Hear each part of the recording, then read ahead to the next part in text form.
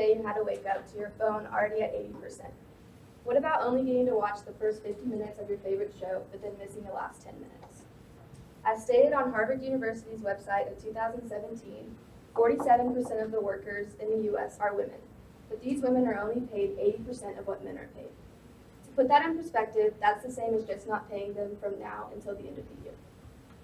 I'm here today to make everyone aware of the inequality between working men and women. Women should be treated the same as men, given the same opportunities, as well as acquire equal pay. More specifically on these problems, women aren't held to the same standard of men. We see this all the time in movies, TV shows, as well as our everyday lives. The woman is the secretary and the man is the boss.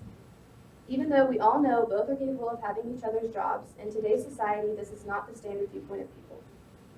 Kerry Washington said at the 2012 Democratic National Convention, "Today, there are people trying to take away the rights that our mothers, grandmothers, and great-grandmothers fought for. Our right to vote, our right to choose affordable quality education, equal pay, and access to health care. We the people cannot let that happen." As explained on Thought Co. of 2017, a metaphor commonly used to describe women or minorities in general not being able to rise beyond a certain level of hierarchy is called the glass ceiling. A pretty obvious example of this would be the fact that we've never had a woman president. The glass ceiling is a perfect representation of the obstacles women face in the workplace.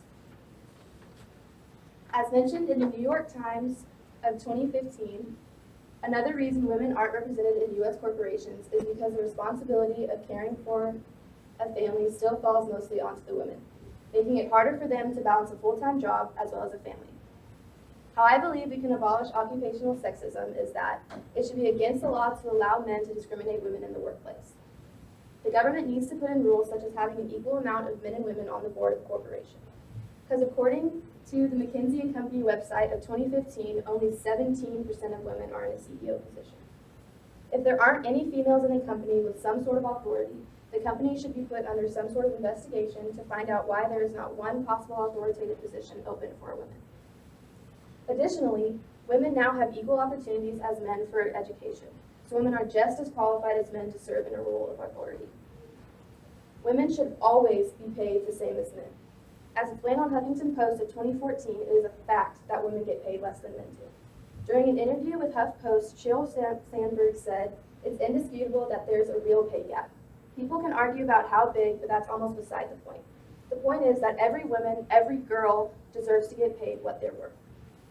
For example, if a male and female are in the same movie with an equal status and have an equal amount of lines, they should both be getting an equal amount on their paychecks. If this isn't happening, then the movie company should get fined. Similarly, some action steps we can do in order to make a step in the right direction regarding occupational sexism. We need to stop stereotyping women and instead recognize the contributions that an individual, male or female, can make to the workplace. For example, there's an organization at A&M called Breakaway, which is pretty much a big church service that they have every Tuesday night, right on campus. But according to their website, in order to volunteer to help with the heavy lifting of setting up, you have to be a male. So if it came down to choosing between a guy who can barely lift his backpack off the ground and a girl who's a CrossFit trainer, they're going to give it to the guy purely because he's male. We need to change our mindset that every female is the typical female. Women can do what men do. I believe most people know this. The problem is that it's much harder for women to show what they're capable of and to be held to the same level of men. In conclusion, we have discussed the rights all women should have. First, how women are treated differently than men. Second, we discussed how to fix this problem by paying women the equal amount men are paid, as well as giving them the same opportunities to rise to a level of authority. Third, an action step that we can all do is to stop stereotyping women. I think we can all agree that we want that fully charged phone and we want to finish that episode of our favorite television show.